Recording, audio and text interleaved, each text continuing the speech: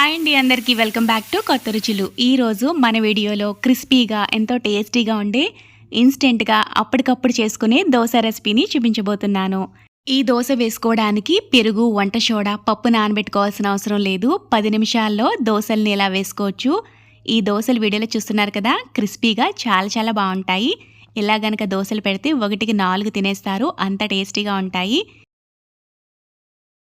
1.5 cup వరకు బియ్యం పిండిని వేసుకుని అరకప్పు సుజీ రవ్వను వేసుకోవాలి. అదే మనం ఉప్మా చేసుకుంటాం కదా ఆ నూక. సన్నగా తురుముకున్న ఉల్లిపాయ ముక్కలు, పచ్చిమిరపకాయ ముక్కలు, సన్నగా తురుముకున్న కరివేపాకు, అల్లం, క్యారెట్ తురుమును వేసుకోవాలి. ఇందులోకి కొద్దిగా జీలకర్ర, రుచికి సరిపడా ఉప్పు వేసుకుని ముందుగా 1 కప్పు నీళ్లు వేసుకుని అంతా కలిసేలా కలుపుకోవాలి. ఇందులోకి కొద్దిగా నీళ్లను వేసుకుంటూ ఈ వీడియోలో చూపిస్తున్నట్లుగా ఈ కన్సిస్టెన్సీ వచ్చే వరకు కలుపుకోవాలి. ఒక 5 నిమిషాల పాటు పక్కన పెట్టేసామంటే ఇందులో వేసుకున్న నూక నానుతుంది.